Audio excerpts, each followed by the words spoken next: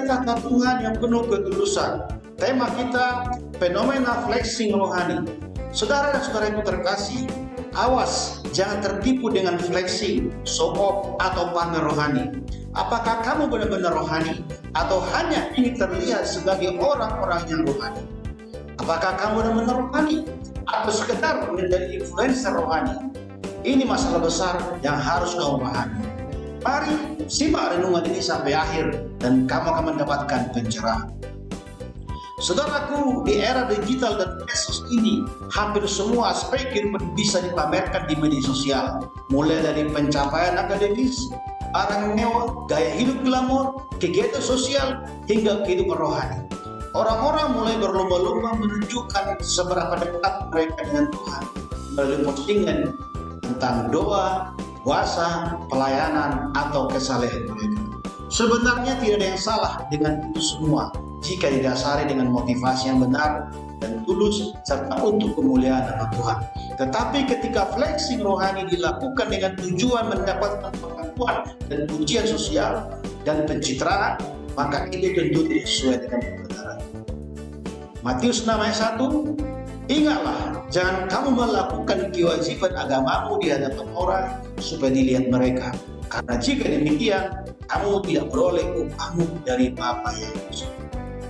Saudaraku, berikut 3 poin penting yang perlu kita perhatikan perihal flexing rohani ini, yaitu yang pertama, fokuslah pada pertumbuhan pribadi, bukan pada pengakuan. Kita tidak perlu membuktikan kepada orang lain seberapa rohaninya kita. Sejatinya, hubungan kita dengan Tuhan adalah sesuatu yang bersifat pribadi. Melenturkan rohani seringkali berasal dari rasa tidak aman dan kebutuhan untuk validasi sosial. Padahal Tuhan melihat hati, bukan tindakan yang terkesan. Samuel 16 ayat 7, tetapi berfirmanlah Tuhan kepada Samuel, janganlah pandang parasnya atau perawakannya yang tinggi, sebab aku telah menolaknya. Bukan yang dilihat manusia, yang dilihat Allah. Manusia melihat apa yang ada di depan mata, tetapi Tuhan melihat hati manusia. Jadi, berhentilah menipu diri sendiri dengan menampilkan kesan kita sebagai orang yang rohani. Tapi sebenarnya tidaklah demikian. Yang kedua, keintiman dengan Tuhan lebih penting daripada prestasi rohani yang dilihat orang. Tuhan ingin kita mengenalnya lebih dalam, bukan hanya untuk tampil sebagai pribadi yang baik di mata. Mari belajar untuk hidup dengan integritas dan kerendahan hati. Fokus pada pertumbuhan dalam Tuhan daripada mencari perhatian.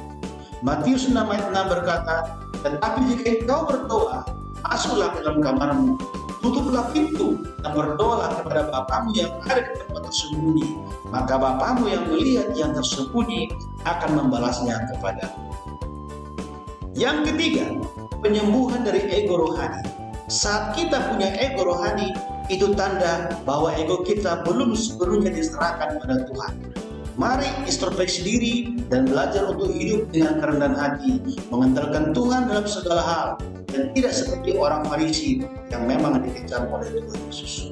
Lukas 18 ayat 11-12, orang Farisi itu berdiri dan berdoa dalam hatinya begini, ya Allah, aku mengucap syukur kepadamu karena aku tidak sama seperti semua orang lain, bukan perampok, bukan orang zalim, bukan pezina, dan bukan juga seperti pemungut cukai ini.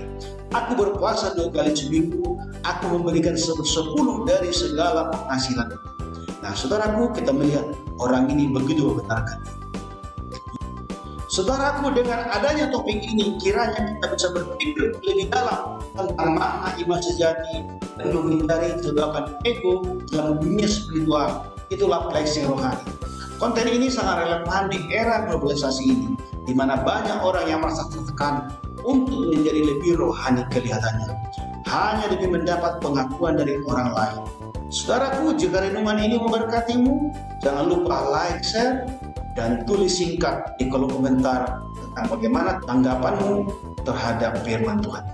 Demikian, Tuhan berkati.